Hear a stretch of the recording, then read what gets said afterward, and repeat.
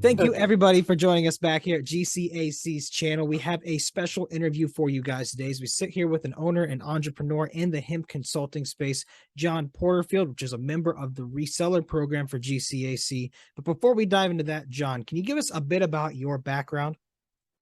Yeah, thanks. Michael, I grew up in the mining industry and forestry and agriculture. And so the combinations of these industries and around construction really made me, think about, the sources and where our products come from and how they're made. So I got to really see a lot of those details. I saw some disasters along the way. I've seen some great successes along the way too. But what I found is that the trackability of the information was sometimes broken, and we would get into situations where a mining company would say that they're doing one practice, and then it would turn into a whole different story. And so we really had to find a way to really get to the bottom of why our mining industry, to start, was why the mining industry was turned off in Montana and in a lot of states. Why are the environmental groups so pissed? And you realize that they've got a really good point. They've been destroying the environment. And when the environment gets impacted and water quality is impacted, fingers start getting pointed and industries start getting shut down. And so for me, I really had to look into it with this kind of background and the knowledge that the mining industry and agriculture and forestry have a huge role in our lives, and we need them to be active industries. We need to be able to have them be in microeconomies, be in economies that don't require us to basically source our minerals from China or from other countries. And so it really started working at me, is that we really have to get to the bottom of why companies can't comply really with their environmental standards.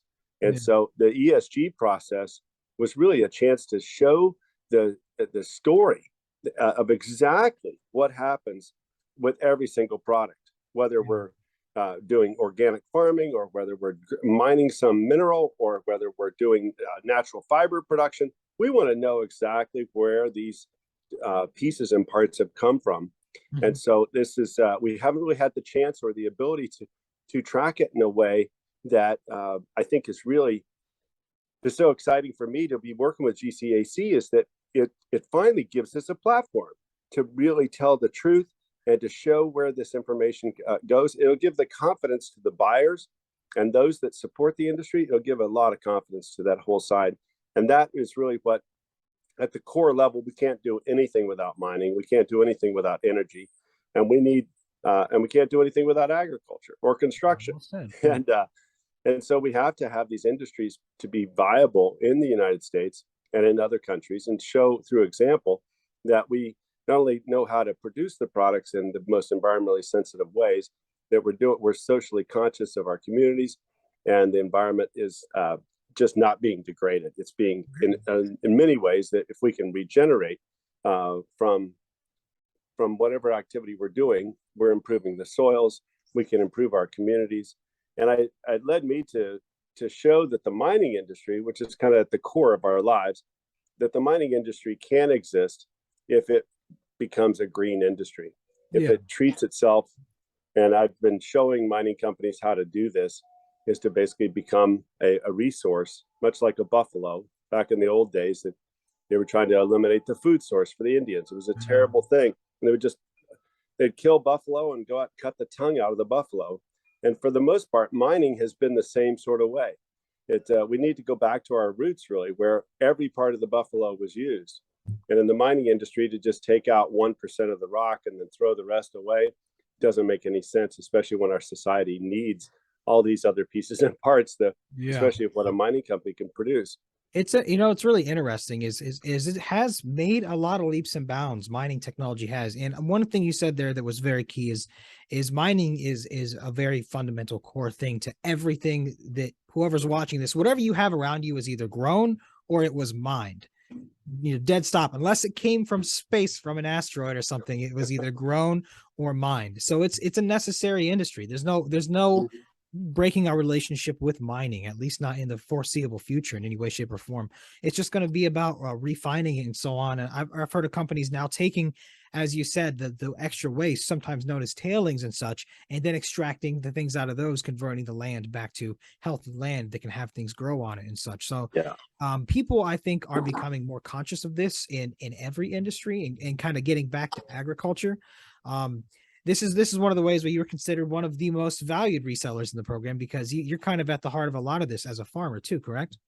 Yeah, absolutely. I mean, for the farming community, we've had issues with uh, in our beef industry with beef products coming in from overseas, and then being, just being in the United States for a short period of time, they get repackaged, and the next thing you know, they've got a U.S. label like they were made in the United States. The same thing happens with our crops that when we're bringing the crops, we're growing the crops in the United States, and we're getting foreign contamination, basically foreign products that are being brought into it.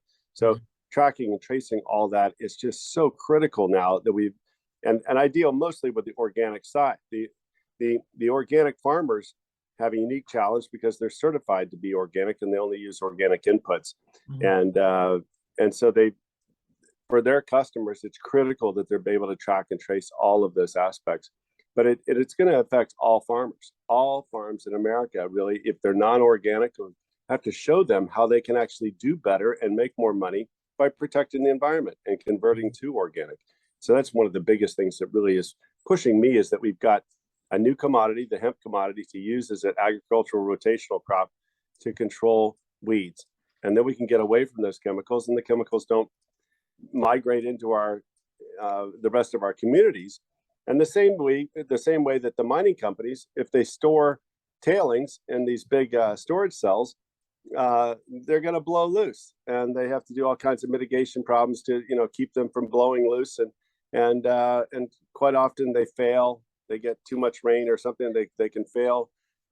We've got just numerous different issues that come from that, and really it was from a lack of respect for the resource itself. And so knowing that we can use these products and that we need these products in our society means that these companies have to become more integrated really into the world if we're going to have them as a business in the United States.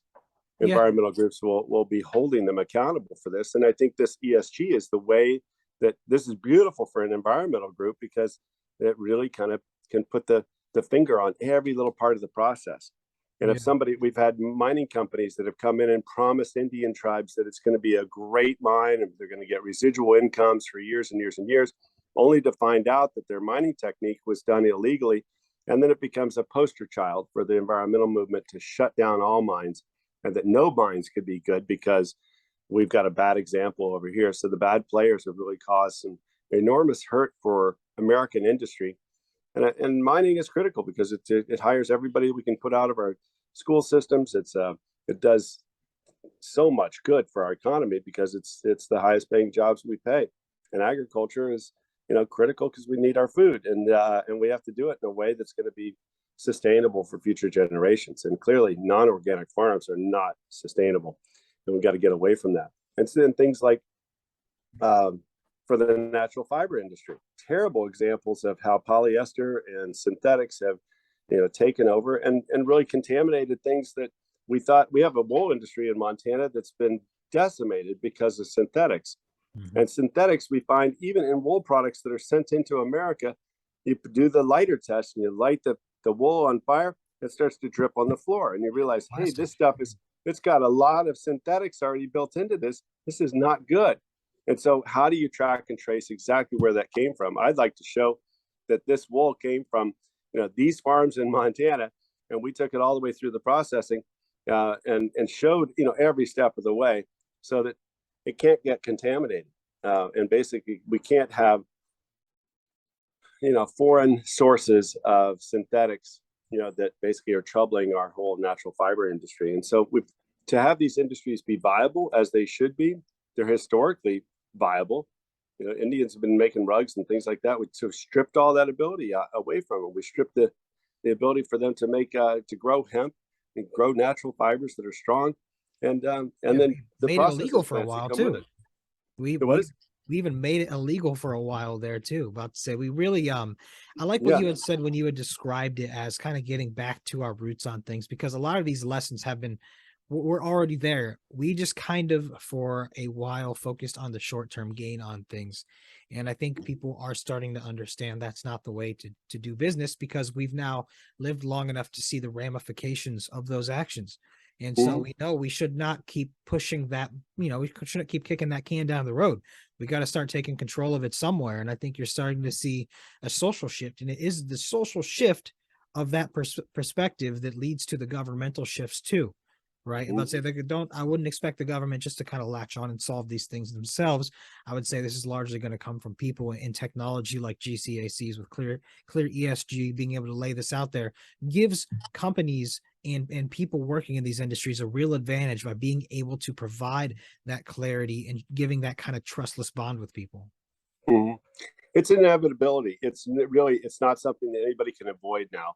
It is the ESG process is clearly coming at every single industry, every commodity, everything that's out there, because the consumer wants to know, every buyer wants to know. The buying groups are getting a lot of heat from their shareholders. They want to know that we're not actually bringing in a bad supply chain here, are we? And then that forces the issue back to management. And so, yeah, there's still going to be bad players. There's still going to be people that are going to try to sneak the synthetics in. They'll try to sneak in the crop that was grown in a different country. They'll try to, Actually, yeah. cows that came from a different country or something else, or mineral products, that we say, no, no, no, no, we don't want to do that in America. Let's just take it to some other country where they don't care about the environment. And that's just as wrong, Yeah. because we end up That's not paying any for it in better. the long run. We still pay for it down the road. So the key is to start to embrace this every aspect of what we do, much like the Indians did with the buffalo. They used every little last part of the buffalo. There was no waste. And when you do this, when you go after these industries, you have to rethink your business. You really have to rethink it, because if you're just thinking, I'm only a copper mine and I'm going to supply the world with copper that they desperately need, what are you doing with the rest of the product? You can't Yeah. just shoot it out over a mountainside and put it and fill a valley. And that's been the practice. Yeah. And of course, now we run into problems. Anytime you stockpile anything, you could stockpile cornflakes. 90 acres of cornflakes would still contaminate the local environment. So it doesn't matter that it's tailings, it matters that it wasn't used. And it was just thought to be stockpiled was the answer. And that was the only way we could do it. And a lot of engineers and people would say, oh, no, we've tried that. We've tried to be 100%. We've tried to use it all. We can't do that. It's just too vast. Well, you don't get to mine. You don't get to do that product, because society's going to call it out on you. Yeah. ESG is going to expose what your process is, You know, and you it won't be was in business long. it was an interesting, someone had brought this up to me. I used to think one of the concepts of business was good business, as in, business that will last is where both parties involved benefit more than they would not working together. But that's still, I think, a little short-sighted. And at the end of the day, it's where the business happens and then everybody benefits. It's not two people or two parties benefiting at the expense of the earth or anything like that, right? So it should be Yeah. business where everybody actually benefits. And like we both said, I think this is going to be the wave. It's where things are eventually going to have to go. Well, And, food security, all those sort of things. Food security is one of the big ones, that we can't expect to be fed, from a foreign country. We just can't expect that we're going to import our food. We went through a pandemic where moving food around was really, really tricky and tough, and store shelves went empty. It's a micro economy that is critical. We have to be able to provide in regional areas. So we minimize the transportation cost. It's not good to go into these giant box stores and buy more of those products that were just brought in from all over the world, because it doesn't help the local economy. That turnover effect of monies, if you can keep the money local and it keeps regenerating, otherwise it just goes boom right out to a bigger company or out to a foreign party. And I think that's really kind of the reality is set in, that everything, all of our commodities, our mineral commodities, our agricultural commodities, our energy commodities, all have to be localized. yeah, And agreed. And unfortunately, like you said, when it comes to food security and such. You got a little scary there as we see what happens when supply chains break down and the things that you need or require are on the other side of the planet and you can't get them at the current time. So it really Yeah. goes to show the real power of microeconomies and how much better it is overall in terms. It doesn't really matter what it is. If you get it from somewhere that's right down the road, you didn't like, you're not considering all the energy spent to get it from the other side of the world to you. It's not a part of Yeah. that equation anymore. But John, thank you so much for coming on and sharing your insight into this. Thank you, everybody, for watching. If you guys have any questions, please send them over to us. We'll happily answer them. John, any last words for people before we go? No, just always grow organically. Always don't use chemicals. Just get off the junk if you're using it on fields. That'll be a big start. And if you're in the business and the chemical side, just don't do it where you discharge into our waters. That's going to be the biggest thing. We have to protect our water. The future is about water. It's not about land. It's about water. And so protecting water resources is the big message I always like to leave with. But have a great day. Thank you so much for having me. And I look forward to, helping the resellers do their best.